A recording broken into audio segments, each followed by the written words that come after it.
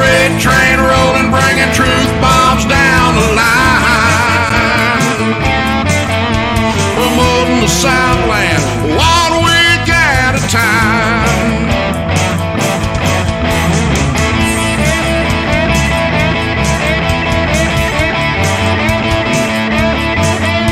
Promoting the Southland 1 week at a time. SCV chat starts now.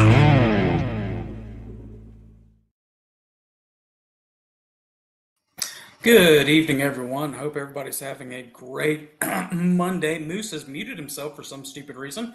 Before we get started, the views and opinions expressed on this broadcast are not necessarily those of the SCV, its GEC, any division brigades, camps, or other subsidiaries, strictly those of us who are expressing them. And my first opinion of the night is we did not build this city on rock and roll.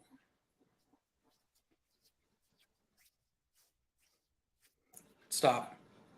Looking at the chat, seeing Victor Smith, Frank Kirby, Dave Perkins, Sean McFall from South Florida. Howdy.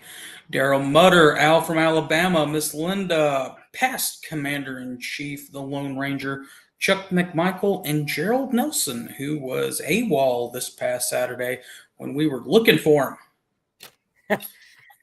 Don't call poor Gerald out on. Well, I was gonna do a recording because we got new equipment in an SCV chat land. We did. So I was actually going to test out the microphone and ask him about the wagon that he was building, but he was not there. You leave poor Gerald alone. Just saying. Life does happen. We'll have other times to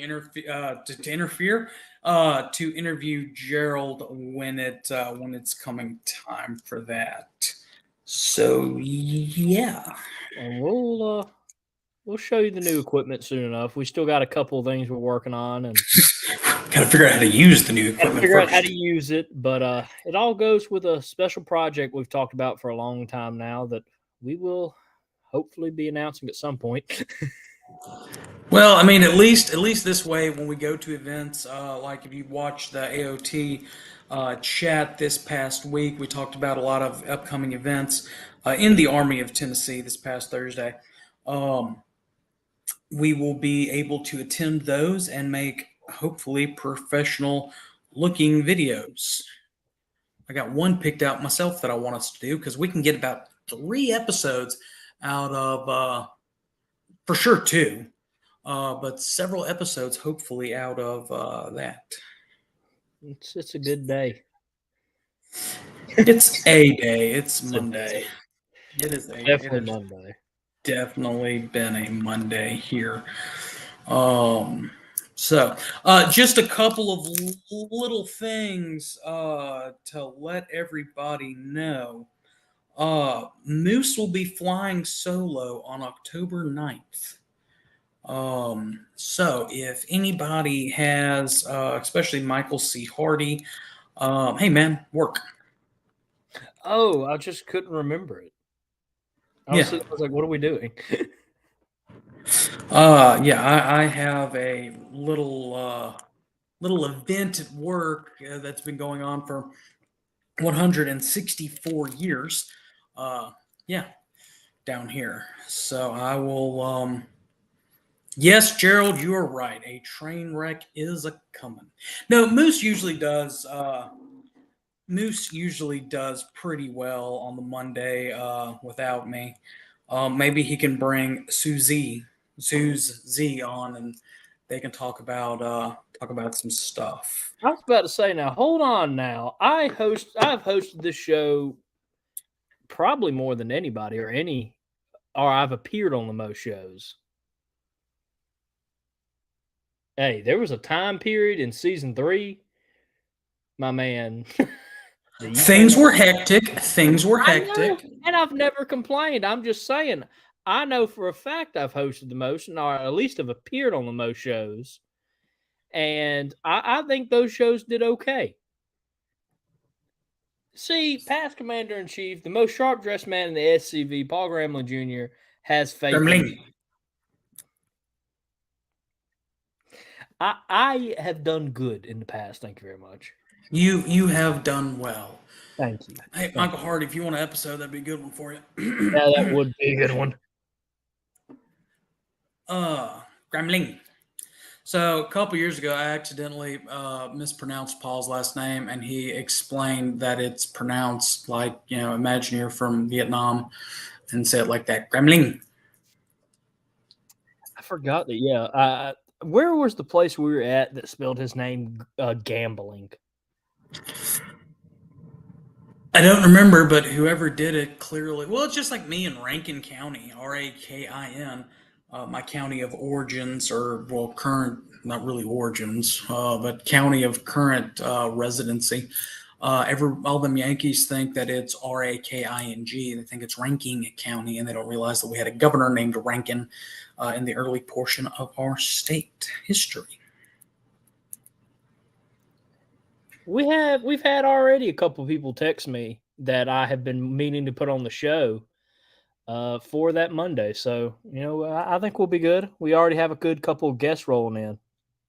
Good. Hey, and if you're not, if we can't fit you in on that show, we do have other episodes coming up that we can fit people in, because right now what we're doing is we're working on watching videos and writing down the outright lies and getting all of our source material together.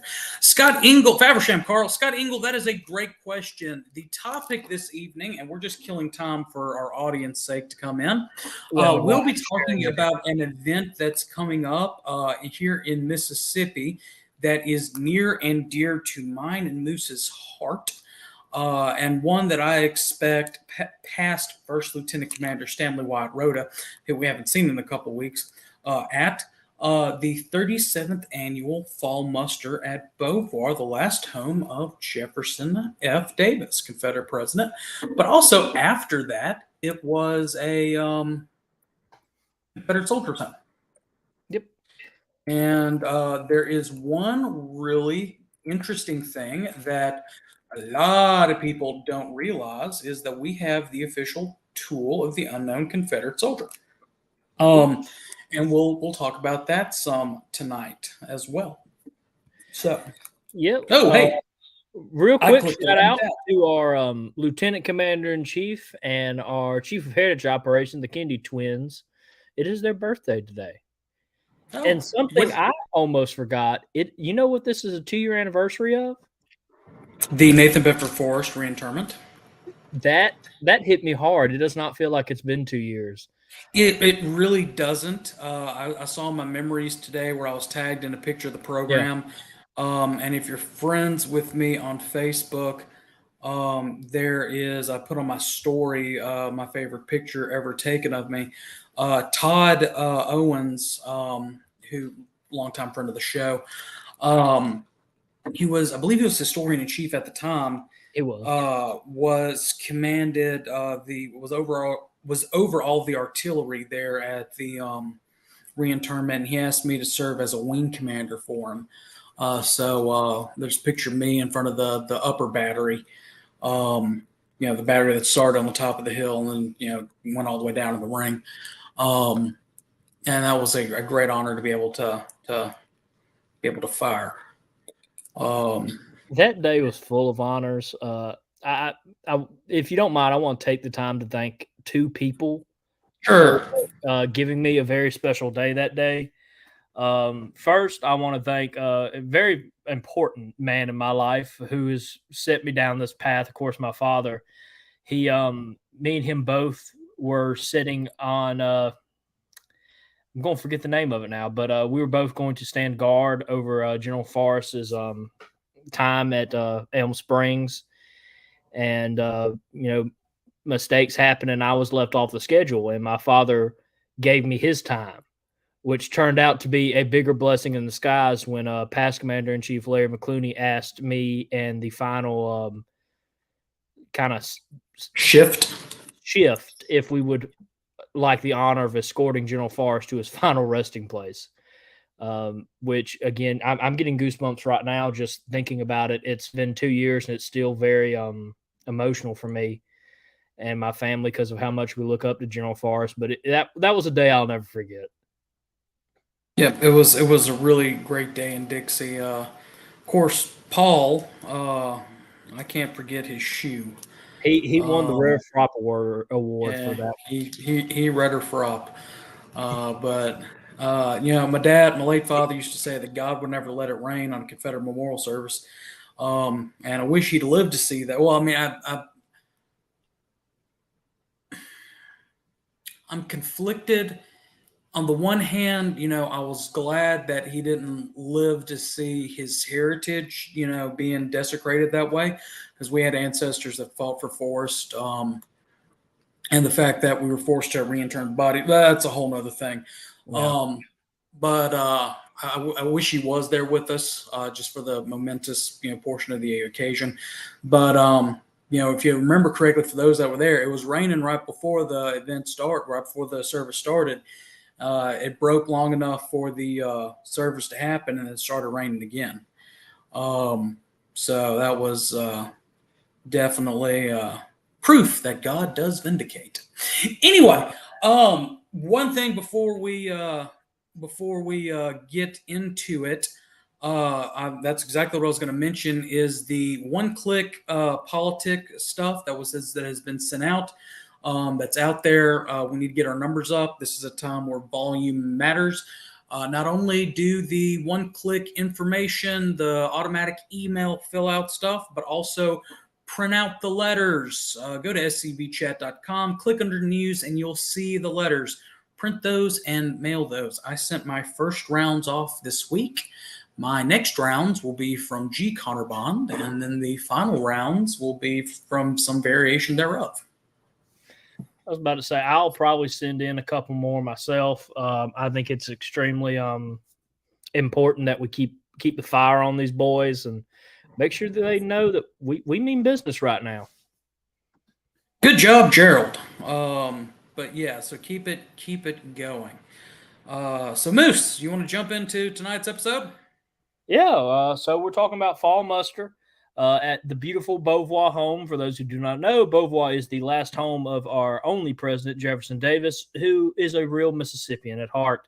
I had to throw that in there. At heart, I mean, other than being He born in is. Kentucky, he spent most of it. Which and before we He get into it, adopted him. I do want to make one thing. I believe it was Chuck McMichael years ago in 2013, 10 years ago. That makes me feel old. At Beauvoir appropriately, where he talked about President Davis, and he said, President Davis is a true. If you look at his life, it's a true thing of the Confederation. Equating our modern Confederation, obviously. Born in Kentucky, living in Mississippi, so that is the Army of Tennessee. Serving time as Senator, Secretary of War, Confederate President, so on and so forth, in the Army of Northern Virginia, in either D.C. or Virginia. And then, of course, passing from this mortal life into rest with his comrades under the shade of the trees in the Army of Trans-Mississippi in New Orleans. So, yeah, that's just an interesting. When he served as our Mississippi senator, back then, the state government selected who was going to be their national senators. Right. That was before elections actually took place. So the fact that someone who was born out of state was selected to be our senator just shows you how much of a well, born out of state and moving in later on is two different things. I mean, he was a young child when he moved to when the family moved to Briarfield. That's why, or not Briarfield, the house in Wilkinson County. If you hadn't said it, oh man. Anyway, just to give a little bit of brief history about Jefferson Davis. After the war, after his stint in Fort Monroe, Jeff Davis wanted to find a place to sit down and settle down and start writing his memoirs. So he came to the Gulf Coast in 1877, looking to write his memoirs. He visited a family friend, Sarah Dorsey. Miss Dorsey was I believe the third or fourth owner of Beauvoir at that time. When Dorsey discovered that Davis was seeking a place to write, she showed him her East Cottage, which is what we call the library pavilion, which you'll hear that some later on tonight. It's on the east side of the property. It consisted of a one room with a pillared gallery around it. She told him that the rear of the gallery could be enclosed to become a bedroom and dressing room. And the central room could be lined with bookshelves and used as his office. She encouraged him to stay. Davis agreed, and he rented the library cottage, for $50 per month, room and board, and did so for 2 years until he purchased Beauvoir in 1879, February 1879. Reason why he purchased it is Miss Dorsey offered to sell it to her.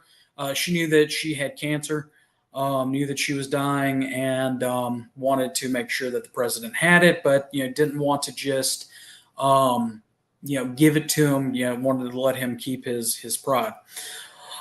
So President Davis agreed to 3 installments of $5,500.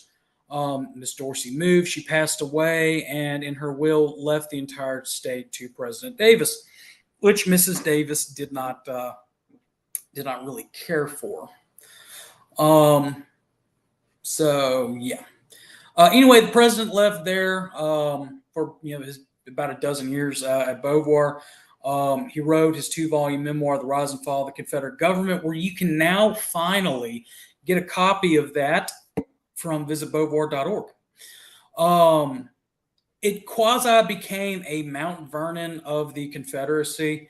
While he was there, different generals and others, came by and paid visits to President Davis. Of course, President Davis passed away at the age of 81 in New Orleans in 1889.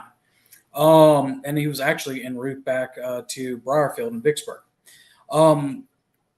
He had the largest funeral at that time, and there in New Orleans, was buried in the A&V vault in Metairie, but was reinterred in Hollywood Cemetery, where he lays today.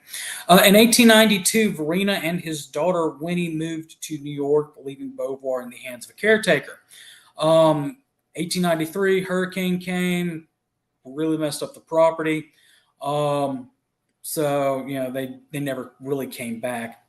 In 1903, a neighbor who is known as the guardian angel of Beauvoir, she worked out a deal that Beauvoir property be sold to the United Confederate Veterans, or the Mississippi Division United Sons of Confederate Veterans, Inc. Sorry. And under that was, and that is another topic for another day.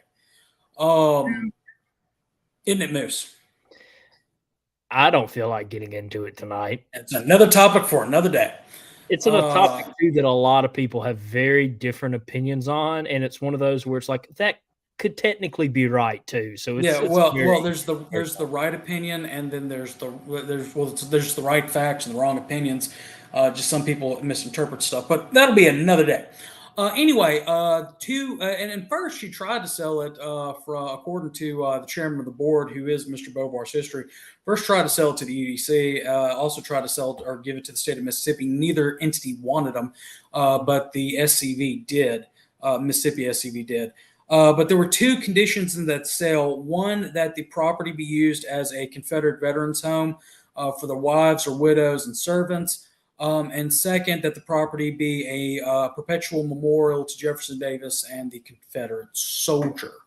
It stayed as a veterans home from 1903 to 1957, where more than 2,000 veterans, their wives, widows, and servants lived at the home. Those that passed, I actually had an uncle who lived down there, but his body was returned home. Roughly 771 of them are buried in the Beauvoir Cemetery. Really became a museum piece in 1941, June 3rd, 1941 to be specific, on the President Davis's birthday. Still, the widows and remained there. Soldiers and widows remained there to 57, as I mentioned earlier, and were moved to Greenwood, Mississippi. She survived Katrina. She survived Camille. But one very important thing that was done is on April 19th, 1980, the remains of a young soldier was discovered on a battlefield, privately owned portion of a battlefield, dealing with the Vicksburg campaign. The young man was, we say no young man because according to his bone, forensic looking at the bones, he's between the ages of 17 and 21 years of age. He was found with his cartridge box in a shallow grave, most of his accoutrements still on, in a Confederate line. Cartridge box was still fully loaded. So he died going into battle. Confederate soldier was discovered. It was voted on by the UDC, MOOSE, and B, CFC, and SCV that he would be the official tomb of the unknown, or the official unknown Confederate soldier, representing all those thousands of Confederate soldiers who are resting places and identities are known only to God.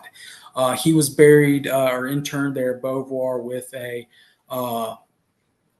marble tomb placed over. And that's one thing a lot of people don't understand. They think he's buried in the tomb. No, he's buried in the ground. The tomb is on top of him. So it is the official unknown Confederate soldier. But despite storms and the ravages of history, Beauvoir House still stands, and its mission is still there. Ooh, that's hard to follow up. Of course, me and Connor, and it's become a bit of a joke, but we both love Beauvoir, and Connor knows why that's funny. But no, I don't. Do I need to explain it to you after the show? When we take a Pop-Tart break here in the next little bit, I'm going to need you to send me a private message about it. I'll send you a private message. It's a running joke in the Mississippi Division, but oh, that one, yeah, that one, yeah. But we all do love Beauvoir. We have a strong connection to our Mount Vernon. Really, it is, in my opinion, one of the best spots in Mississippi. I never failed to love to visit, and me and Connor kind of got wrapped up somehow. I don't know how I got involved. I don't know if Connor does either. Well, I know how I got involved. But we're both super involved in fall mustard this year. Connor more so than me. I'm looking to see, and I'm surprised you did not put that picture on the thing on our uploads. Susie, if you're still watching, send me that privately on Facebook. The picture of me as a young tyke at fall muster from years ago. I was going to do it, but it's on my old computer. I'm on my brand new one, so I don't have it on here. So. Well, we actually have 3 pictures from different stages in my childhood from attending fall muster. One, I'm sure y'all have seen. I'm like 5 years old, and SCV shirt, Mississippi College Rifles Camp 1636, I believe. Their shirt with a cappy and a wooden sword, a wooden pistol. Just got done killing Yankees and smiling. Then there's another one about the age of 7 or 8 years old, where I'm just strolling through the dirt path. And then there's one of which I don't think Susie has that one available. I actually broke my arm and was in a sling, in my little uniform and everything. So yeah. Anyway, similar connections to it, but funny enough, for fall muster, and here the hence reason we're talking about it is the biggest event at Beauvoir. I didn't start going to fall muster until I was in college, but I'd been visiting Beauvoir since I was a child, similar to your age. My father took me as often as we could and took the whole class on a school field trip there once, actually. I'll put it like this. Out of my entire life, 30 years, I think I have missed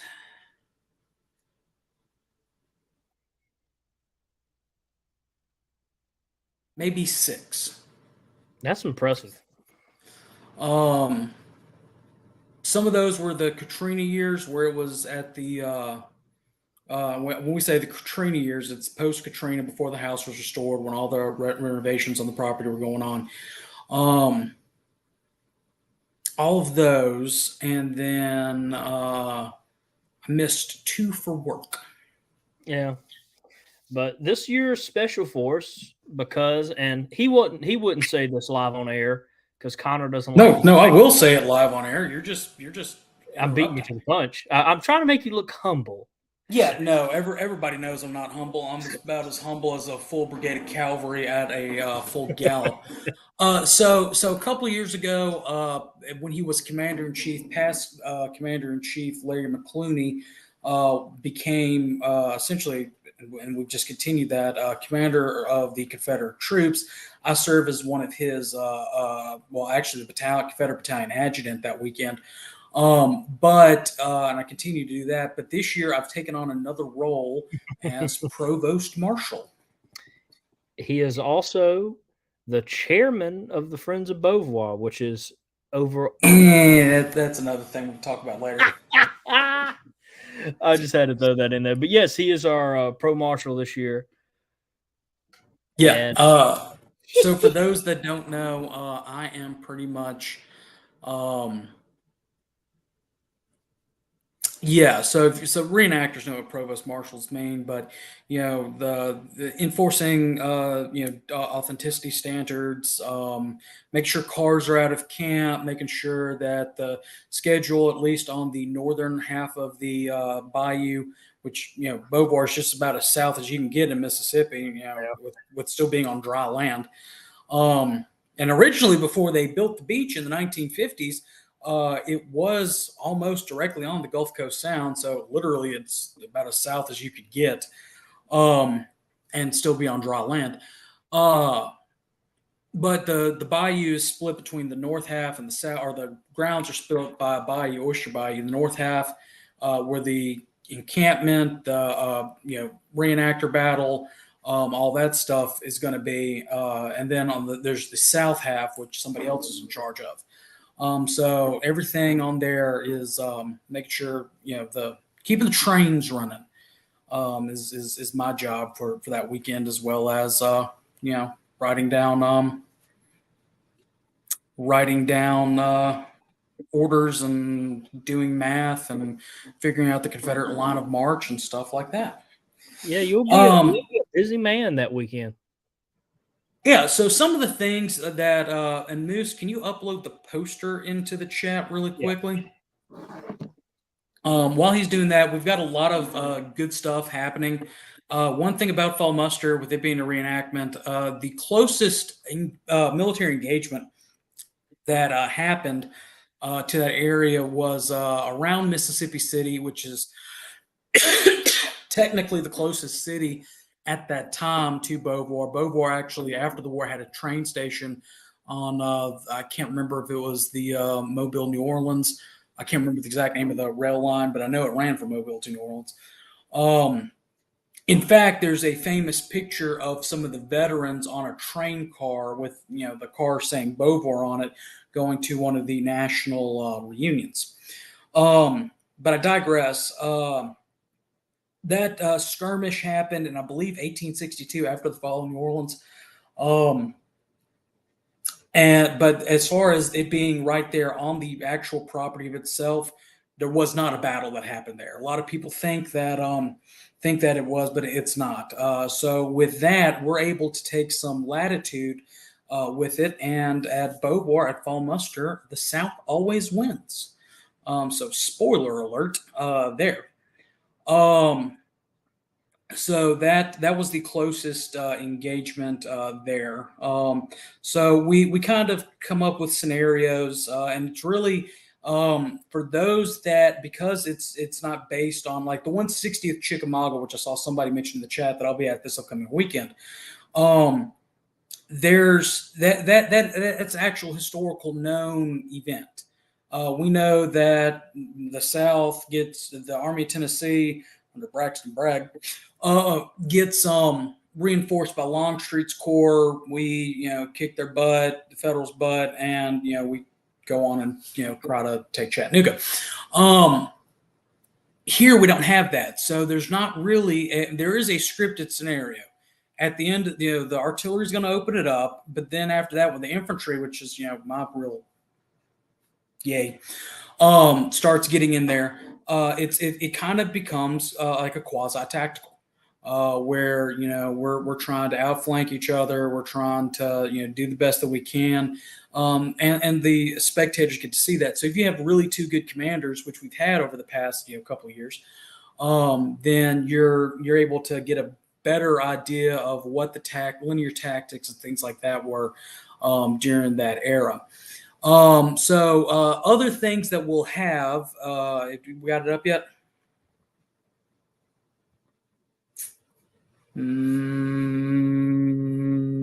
There we go. So we'll have the battles daily, camp life, of course, living historians. So somebody is going to be Beauvoir. I don't know who that would be. We're supposed to have Dr. Kirkfields out of Memphis, who does Grant. They'll be doing a little first-person presentations there. We'll have a couple of authors there talking about books and signing books. We have the Unreconstructed String Band, which is probably one of the more famous, at least in the Deep South, as compared to the 2nd South Carolina. They'll be there playing music throughout the day. They'll actually be set up in the library pavilion. They'll play music before the battle. Then the battle will happen. They'll be playing at the ball. We do have a ball that is not only open to the reenactors, but it is open to the general public. So if you're not a reenactor, but you still want to come to the ball, you can do that for, I believe there's an extra ticket price on that. I'm not 100% sure off the top of my head right this second. We do have the traveling H.L. Hunley exhibit. We'll have several sutlers as well as some modern vendors. This year, all of our food that is being sold will be sold by SCV camps or OCR chapters, UDC chapters. So we are working on getting that set up for us. So that's great. We also have a ladies' tea. So for the ladies, again, I believe that's an extra ticket for that if you're not a reenactor. So really, it is a fun event for the entire family, the entire weekend. Again, like I said, hey, how about that memory? That is from, I believe, 1998 or 99. 98, I wasn't born yet. Yeah, well, it's way before you were born. It was before the flag fight. I remember that. So that was 2001. I was born. I was alive during the flag fight, Connor. Yeah, but like I said, that's before that. I know. It's not way before it, though.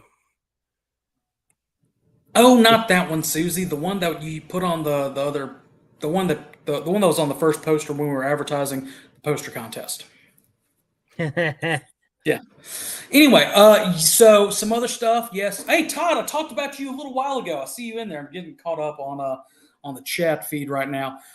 So yes, Jack, school days are on. That'll be Friday. We actually have 5 or 6, maybe 7 stations set up with already a school ready to come. One thing I didn't mention that's on the poster is we have a thing that we're titling Small Muster. In the past, we've just called it Kids Drill, where a couple reenactors will go out there, and we've got wooden cutouts of rifles that the kids that are there will be able to, learn the manual of arms and fight a little mock battle. Really, that way they get a firsthand, literally hands-on experience at history.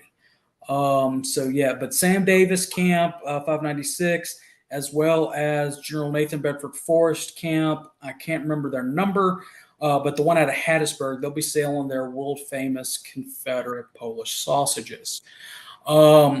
So a couple of things that have been in the questions while Moose is sitting there. One thing that was asked was talk about the presidential library. So yes, to give you a little bit of history behind it, back in 1997, and before that, the Mississippi legislature appropriated money for a presidential library for Jefferson Davis down at Beauvoir. It was built and opened. I was there. I remember being there somewhat. The keynote speakers for that day were the governor of Mississippi, Kirk Fordyce, at the time he was governor, the lieutenant governor, Ronnie Musgrove, excuse me, my views and opinion. Trent Lott, who at that time was Senate Majority Leader, I believe. He was there, part of the speaking. Also remember the SCV. And the major heads from all the organizations, of course. That one got gutted in Katrina, was not a save. So the federal government, I believe, when they were doing all their FEMA stuff, rebuilt this library. They built it at a different location because it was a little bit higher up off the floodplain. It was designed by, I believe, the same architects that did the Reagan Library, Presidential Library. And if you look at it from a overview, the lights make a battle flag off the top. So there's that. It does have a gallery that talks about the lives and times of Jefferson Davis, as well as the Confederate soldier. That's in a separate gallery. A world-class research library that Moose and we went through this past weekend, shot some videos from there. So yeah, it is a really, really great building. There's a video room where you go in and you watch a video that may or may not be redone. Jack DuPont has asked about the Friends of Friends of Beauvoir. Yes, that organization never went away, but it is being restructured and redone. In the past, it's just been hey, why don't you just join? But never an active fundraising wing. Beauvoir being a 501c3 nonprofit entity, of course, and being a tourist attraction, which it is, runs off of donations as well as Ticketgate. So we are taking, with the blessing of the board of directors, they asked me to take on chairing, writing bylaws, and creating a secondary recreating a secondary, actually active organization for Beauvoir. We are currently, in fact, I started on it today, reworking the new edition of the Beauvoir banner, which has not been out in a while. So yeah, we've got a quasi committee formed with a representative from the local SCV camps. Representative from the board of directors and board of trustees, which are the official governing bodies of the entity, a member of staff, myself, and representative from the OCR on it. So yeah, we're working on that. Yeah, Jack, it's going to be a very interesting edition when it comes out. We're actually doing stuff to highlight volunteers that are down there, highlight members of the board of trustees, board of directors, so that the members can get to know them, as well as our staff, and talk about the upcoming events. We're right now, we're right on the precipice of fall muster, but we have an event 2 months later that we've been prepping on for following up in December. So we have 2 events in December that we're combining into one day. Wreaths Across America, that event where we decorate our soldiers' graves. We'll be doing that, as well as our Christmas in Camp. And I did not think that it was possible to learn anything about Victorian Christmas, and boy, was I wrong. Some of the things we're trying to plan for that is like a station out there by the camp where, and for the reenactors, for your guy reenactors, we want it to be a drill weekend. for either your battery or your company or whatever. Just come out, drill, camp, have a good time. Kind of, if you have like my unit used to have a Christmas party, or my old unit rather, before I went independent, had a Christmas party. So this would be a great place for you to have your Christmas party. But for the spectators or for the people who are coming in, we're actually, I keep sending her videos. I don't know if she watched them or not, but how they decorated a tree back in the Victorian era, as well as other nifty information regarding the Victorian Christmas. We're going to try to, let's say Moose has a 5-year-old son and he comes in and, to get his attention, we'll show him how to string painted balls on a string, or the fact that they used gilded nuts as well as decorated fruit, and they put those on their tree. They even used painted eggs. And that's one thing. That is one thing how I've not figured out is how they went from what? Listen, I have an adopted 14-year-old child we can force to decorate the tree this year. Yeah, well, and Jack, the COC and the UDC and everything like that inside the house, that's going to remain inside the house. This is north of the bayou. So yeah. I mean, so this will actually be inside the camp area. So when you come back there and you see or you help decorate the stones of the veterans and their widows, then you can actually pop right across the dirt pad or dirt walkway, and boom, you're there, Christmas in camp.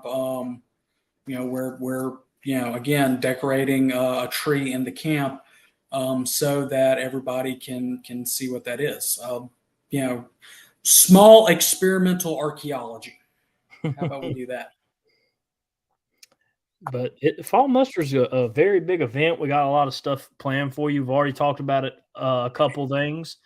And then we'll be speaking as well. Who? The Kennedy twins will be speaking at the Presidential Library. As well as, I believe I can't remember her name, but I think she wrote a book, Women Behind the Sights, which is an interesting study on women who enlisted and were able to pass off as men during the war. I believe she'll be talking. I think Larry's talking about one of his books. Beauregard? Yeah, I think Beauregard as Beauregard. So we are doing that, and we're so that'll be a huge huge thing. Huge day with a lot of stuff for everybody to find enjoyment in. Yeah. No, Gerald. There would not. I can't wait to see. I can't wait to see you start re-stenciling the wagon with all the Washington artillery stuff on there, because that's and it's something that really is underplayed in the reenacting community. It's supposed to be a farrier's wagon or blacksmith's wagon, artillery wagon. So I can't wait to see that. And Jack, Moose actually has my copy of that book. I do. Yeah. Probably lost it. It's not lost. It's well loved. Somewhere. Yes, that's the picture I was talking about. You want me to load that one up, or do you want me to talk for a bit? Sure. You can load that one up, and I can still talk. Some of the other events that we do have going on that we're already in the planning stages for. Confederate Flag Day. We're hoping to have a huge celebration out at a Beauvoir for that. That will be in March. In April, we have Confederate Memorial Day, and I think we may have a speaker. I'm not 100% sure yet. And then after that is President Davis's birthday, and then it all resets again. We're trying to add in some more events. We would love to do a Mardi Gras ball. If they would move, I'm not going to say that. Eventually, a Kentucky Derby party, because again, President Davis was from Kentucky and he actually owned some racehorses. All that sort of stuff. So we had a lot going and planning into Beauvoir. But of course, our next big event, as we're talking about tonight, is Fall Muster.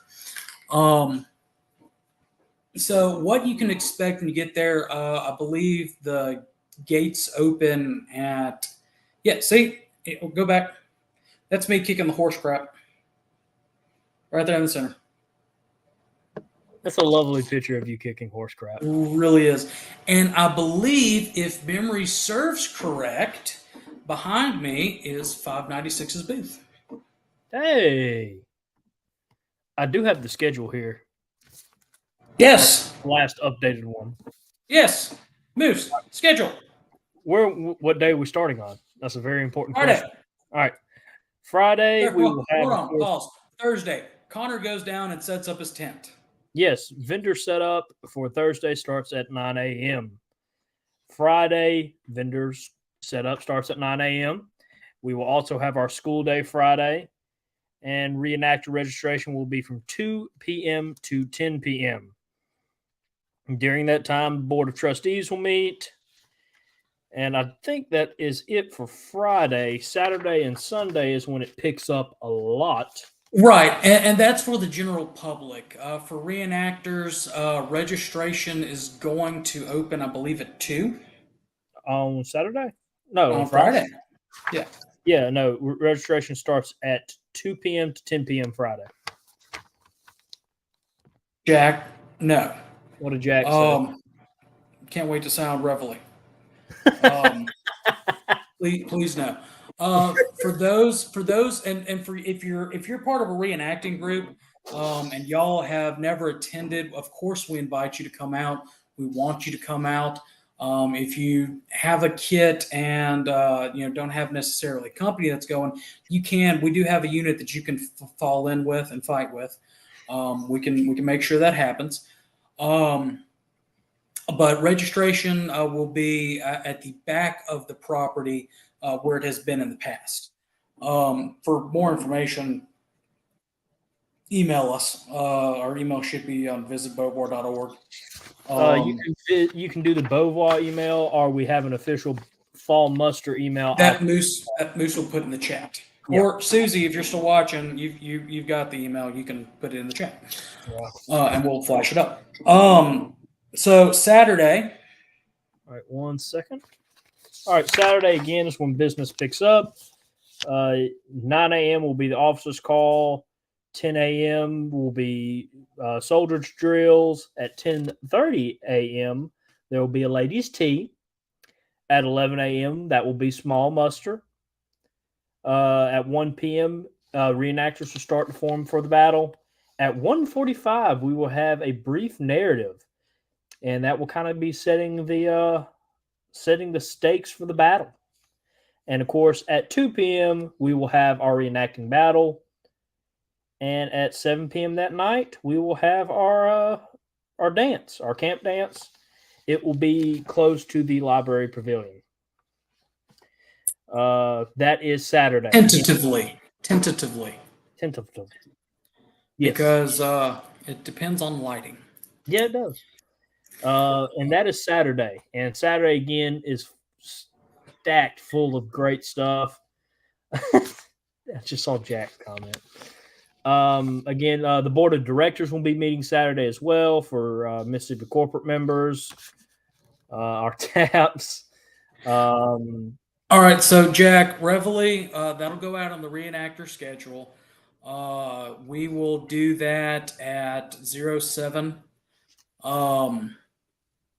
Because I can't stand when it's blown at 06, especially when I'm going to be up all night doing registration. Yes. Oh yeah, and that's one thing about the dance. Gerald Nelson makes a very good point. We are going to have our food vendors open Saturday night.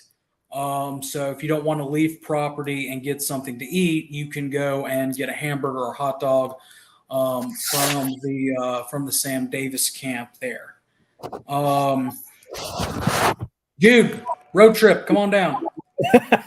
All three of us said it at the same time. Yeah. But yeah, no, Saturday's a big day, and again, we have unreconstructed. Unreconstructed will be there Saturday as well. I'm sure I'm leaving out a bit because Saturday is just slam packed, and I just have the schedule outline. But we'll have cool vendors there for everybody, and of course the Beauvoir gift shop, which we have a lot of great stuff in the Beauvoir gift shop. And of course, our speakers' times haven't been put on our schedule yet. So we'll have our speakers, we'll have books, flags, and a whole lot more. Coffee cups, commemorative T-shirts. Yes. Which the commemorative T-shirt is kind of retro. The news, David, is about the Reconciliation Monument. Continue to send emails, continue to call, continue to say everything. As we have done with this, and as we will continue to do with this, whenever there's news from the national organization, the commander-in-chief will come on, or lieutenant commander-in-chief, or somebody higher up than just us two knuckleheads will come on and give an official briefing. So right now, it's continue to check the Telegraph for updates, but continue the one-click politics, continue mailing, continue all the continue on. Any word of the release of the state polls? That is a question for the lieutenant commander in chief and chief of heritage jobs.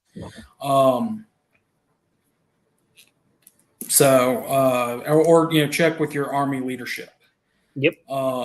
Check with all them. Sorry to get off that for a second. Those questions came in. Plus, I'm going to scroll up.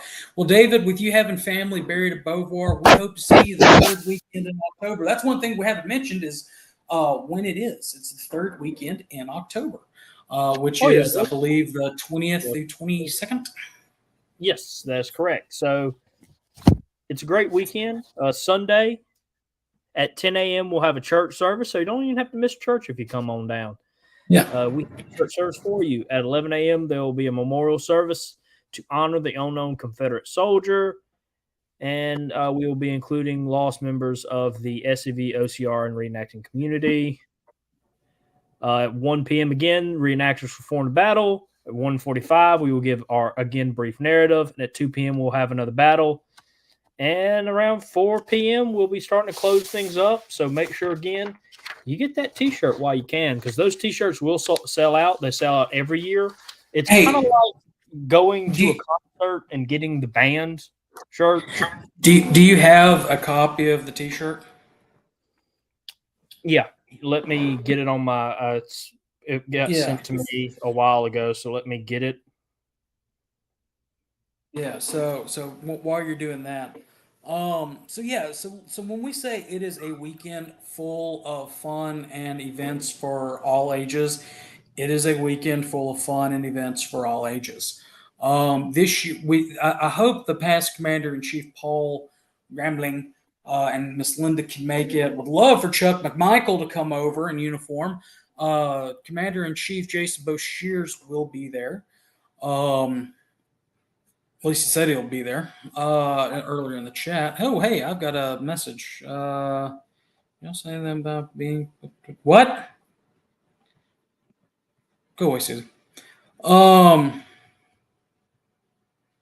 Miss Linda, we're working towards next year, trying to get Thomas and Miss Rebecca up for him to do General Lee and Mrs. Lee. Part of the first person, because we want to continue to grow it. Jude, talking about the leadership back in office, we actually had several members of the House who were House representatives that were SCV members, and the governor wanted to be Governor Fordyce. He was the first one that started in Mississippi proclaiming April as Confederate Heritage Month, and he wanted to be a member of the SCV so badly, and this was before we had the Friends, but he just did not have any Confederate ancestors. We looked and looked and looked and looked. Blah, blah, blah. Two things real quick. I'm going to interrupt you. We will have General Grant there, played by Dr. Kurt Fields, and, of course, General Beauregard by past Commander-in-Chief Larry McClooney Jr. and they will probably get into an argument. They will. Todd would love to see you come if you're still watching. Um, Here's also the T-shirt design. This, of course, will be on the back of the T-shirt. yeah, so it's based off of one of the posters from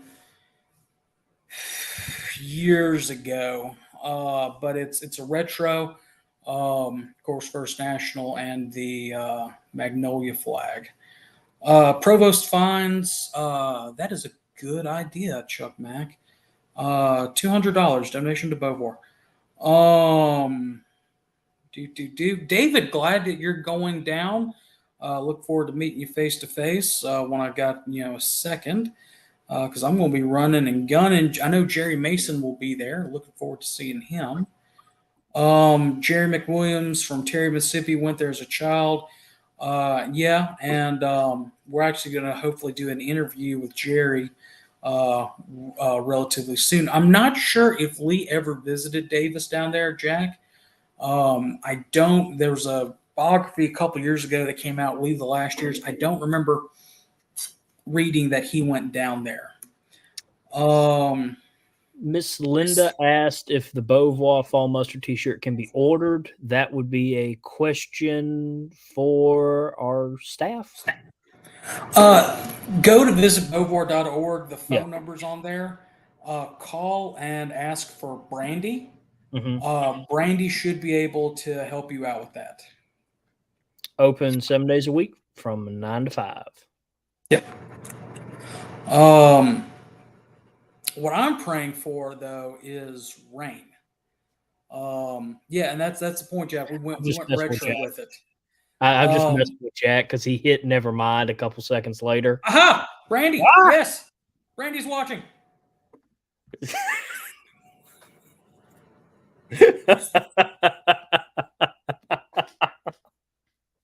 We were both in the chat and tried to click on that so fast. So yeah, call Brandy. We also have, if you like it, we have the T-shirts. If you love it, we have coffee mugs. We do have coffee mugs, and the coffee mugs look phenomenal. I'm going to be getting me a coffee mug and a shirt, like I always do. I can't wait. Fall Mustard has become a very important part of my life.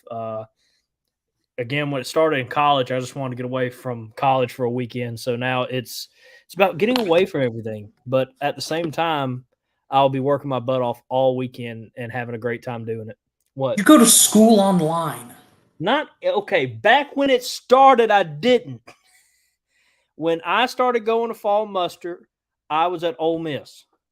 Yes, Jude. So Brandy, who's in the chat, that's her phone number. We'll put it back up here, or that's Beauvoir's phone number. Call there and tell them you want to order the Fall Mustard coffee mug, and they'll get you squared away. Or also go to visitbeauvoir.org, of course, to learn more about the property and everything that's going on. But there's a link to the online gift shop. Where there's books like The South Was Right, other T-shirts, just all sorts of stuff that you can get to help support the cause. And besides headquarters, is one of the few places where you can actually get stuff that has the battle flag on it. A lot of car tags. Yes, we do have a lot of great car tags. Let's see here. I think I saw a comment. Well, Jack, I couldn't resist messing with you. You left that yourself open for that one, buddy. I'm sorry. I agree with Todd Owens. No harassment of Moose.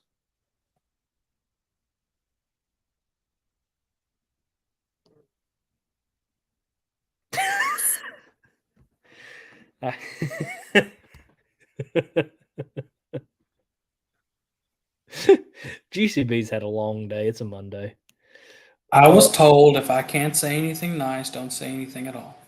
That's very nice of you. But yeah, no, got a lot of great stuff, and our lovely assistant executive director is right. we're adding items daily to our gift shop. You can go to Beauvoir on Facebook, and of course our gift shop on Facebook, Beauvoir's gift shop, and of course visit beauvoir.org to see our gift shop. And Yeah, and amazing. well, really quickly, we're also doing some interesting stuff. I say we, Forrest is doing some interesting stuff on the Facebook page where we're actually, like today, we did Museum Monday, where we have an original artillery coat that's on display down there that you can see. There's information on there about the ladies' tea on that page. All sorts of stuff. So, if really quickly, if you have an SCV booth, or excuse me, an SCV camp, which you should if you're watching the show, and you're local to the area and would like to set up, there's a registration form on there. If you have a UDC chapter or OCR chapter or CFC chapter and would like to set up a recruiting, informational, or any type of booth like that, again, on the website or on the Facebook page, there's a registration form there. And if you're not on Facebook, you can give me a text or message me or message Beauvoir, and we can get you in touch with the needed information. Or better yet, actually, I just remembered what we said we were going to do. You can email this. Yeah. paulbusterbeauvoir@gmail.com and make it a whole lot simpler for everyone. Not for Susie, but that's what we pay her the big bucks for. Yeah, she gets paid. Yeah. Yes, Frank Kirby, especially if you're only 15 minutes away, definitely drive over. Yes. So, really, if you're in the New Orleans area or Mobile area, I know I made the Mobile drive in 45 minutes a couple years ago during the outer bands of a tropical storm coming in. So definitely, if I can do it, you can do it. So yeah, but even if you're not, Beauvoir is on Highway 90 in Biloxi, so there are a ton of hotels nearby. There's a Quality Inn that's about a mile away. There's a Motel 6 down from there. There's a Hampton down from there. And I'm going towards Louisiana, towards Alabama. There's all the casinos and stuff if you want to stay there. So ample opportunity places to stay and stuff. If you're a couple hours away, definitely stay for the whole weekend.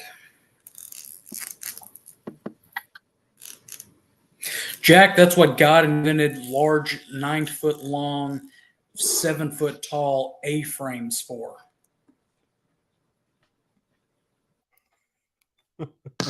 Yeah. And my period correct cot. Perks of being a major. I like just being a private. Being told what to do, doing it, very simple. Nah, it's maybe one day, Moose. That is your field, brother. You run at that one. Chief, there are a couple of different exits off of I-10 you could go. So, it's really there's the Beauvoir Road exit. So that will probably be the easiest to remember. Right. There's the one that takes you towards the Beau Rivage, and you cut under the stack there, and head west. The easiest way is if you can get on Highway 49 in just south of Jackson, hit on. Excuse me, I'm getting over sinus infection. Get on Highway 49, go all the way south until you see the water. Take a left, and it's the big white house on the right. Or excuse me, on the left. Water's going to be on your right. Sorry. I was about to say, you're about to tell everybody to drive into the Biloxi water. Yeah. The ocean. Yeah. But, MapQuest, Google Maps, Apple Maps. Connor Maps. Yeah, go all the way down till you hit the water, take a left, and it's a big house on the left by the Coliseum. Go all the way down until you run into the ocean, get out of your vehicle, and walk a couple miles down the road. Yeah. And there we are. Just keep swimming. Ah, see, Brandy's the local down there. She knows better than I. Oh, bless her heart. I feel so bad for her. She has to deal with us. I feel worse that she has to deal with you. She doesn't have to deal with me too often. Yes, Jude, ocean parking is free. Yes, it is. It's just a heck of a. It's just very hard to get your vehicle out of the parking. Getting out of there, that's where it's going to cost you money. Oh gosh. And Gulf Ocean. Yeah, tomato.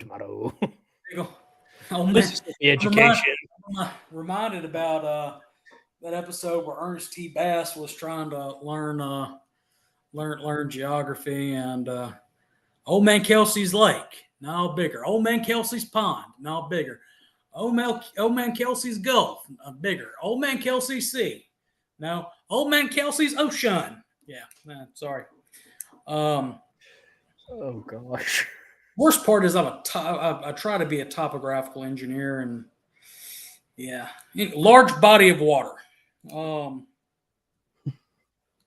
So, trying to think of anything else. Fun fall muster stories from the past. I could give a couple of those.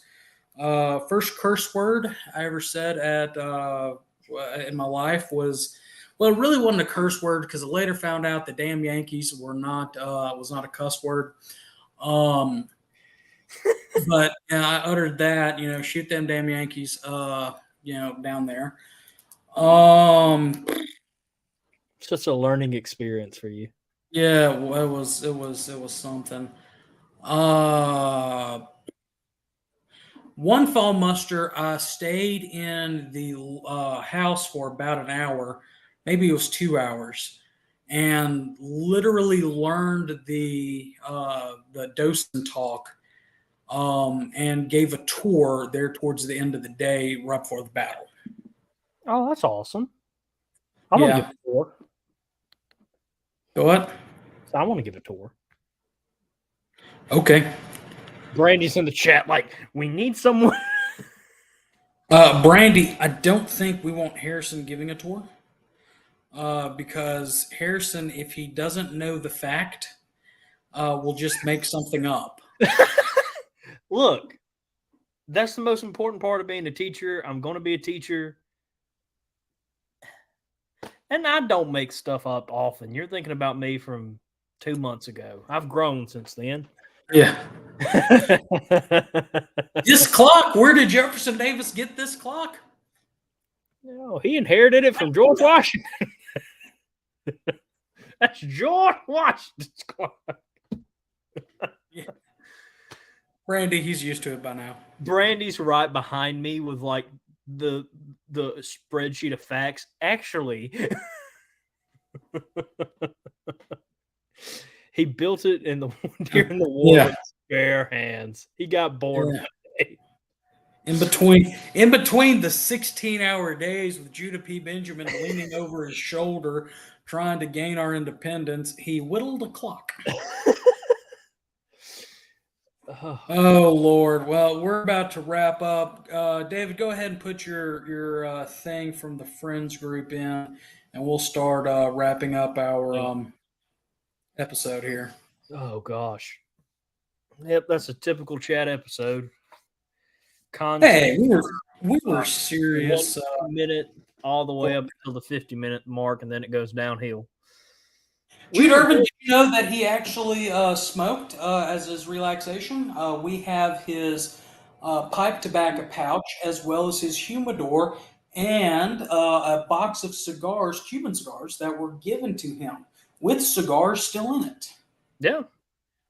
And at some point in the past, somebody put a cigar in his humidor, closed it for about 5 minutes, and then pulled it out. And now in his humidor at his house has a cigar that was technically aged in Jeff Davis's humidor. but we can neither confirm or deny who it was. Go ahead and say it. I'm keeping that till I'm elected commander in chief. I'm smoking it when I get out of office. Crap. Oh no, she's actually taking me serious. No. Yeah, thank you, Brandy. Yes. So this is good. Before we sign off, for all of y'all who want to see Moose crash, fail, and burn, Send me the script. please, please, please, please, please come to Fall Muster. This will be beautiful. Hey, you know what? It's worse given my title, which will make it 10 times worse. We're not saying anything. Let them figure out on their own. But it's just going to be a whole lot worse because of that. Hey, you know what we're going to do? We're going to live feed it. We're going to live broadcast it. Yes, we are. Yes, we are. Not only on this channel, but hey, we'll figure out how to simulcast on this channel, on the YouTube channel, on the website, and we'll get signed up for Beauvoir's page as well. I know how to do it, hence why I'm not going to tell you how to. Oh, I know how. I just need to be added as an admin.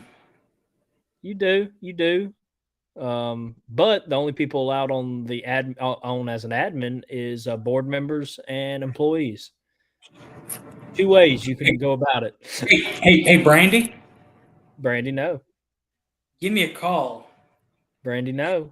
Actually, we don't even have to do it. We can just get forced to do it. There we go. The thing is like I used to be able to say, well, my father wouldn't do that to me. Yeah, he will. And then now as I've gotten older, I'm like, no, he enjoys these moments. So, yeah. So, hey, and you know what? You know what? That may be, to save you, that may be our first pay-per-view. Yeah, I'll take it. Well, we're going to look into that, and all the money will go to proceeds. All proceeds will go to Beauvoir for that. If it's for the cause, I've already made it clear I'm willing to make myself look like an idiot. All right, well, make sure to go. Now we're going to call an episode here. Make sure that you are sharing all this wonderfulness, all this fun. Remember that we are on YouTube as well as on Facebook. Remember that we are on our website, scvchat.com. Go on there, sign up for our announcements, as well as for the news section where you can easily find the links to the one-click politics as well as the letters. Guys, let's get those going.